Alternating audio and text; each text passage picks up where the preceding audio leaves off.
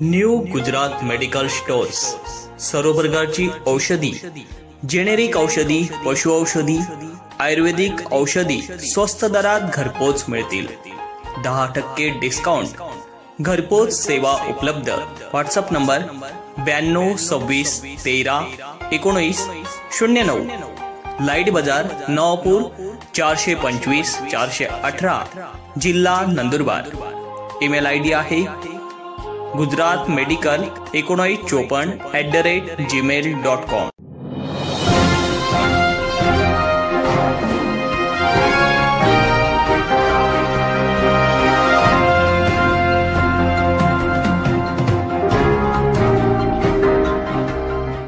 जर तुम्ही आमचे YouTube चॅनल सबस्क्राइब केले नसेल तर कृपया सबस्क्राइब करा आणि ताज्या अपडेट्ससाठी बेल आयकॉनला क्लिक करा।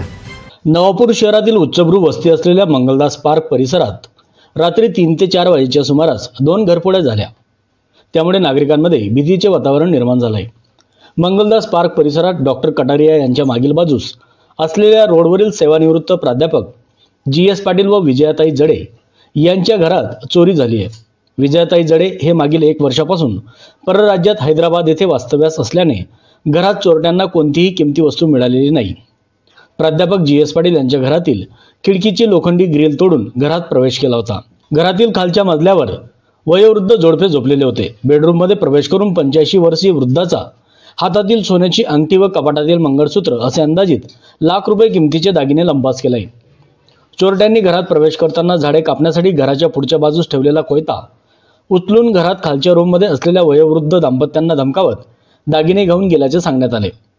दरम्यान चोरट्यांनी कोणासही इजा पोहोचवली नसल्याने मोठी दुर्घटना टळली। वेळीच गस्त करत असलेल्या पोलीस वाहनाचा सायरन ऐकल्याने चोरट्यांनी पळ काढला। पोलीस गस्त असतानाही चोरट्यांनी केलेली घरफोडी नवापूर पोलिसांना जणू काही आव्हान दिले असल्याचे बोलले जात आहे।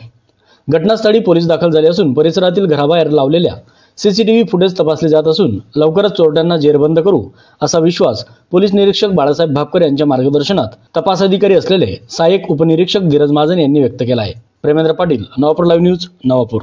दरम्यान हॉलचा ग्रिल तोडून 3 चोरटे आत घुसले, सासऱ्यांना दम देऊन त्यांची अंगठी काढली आणि कपाटातनं मिसेसची मंगळसूत्र काढून घेऊन गेले। अंदाजे किती वाजे वरती झोपलेलं होतं, आमच्या वरच्या कड्या लावून घेतल्या होत्या, आम्हाला अटकवलं होतं। अंदाजे किती वाजेपर्यंत झालं हे जवळपास 3:30 ते 4:45 दरम्यान झालं।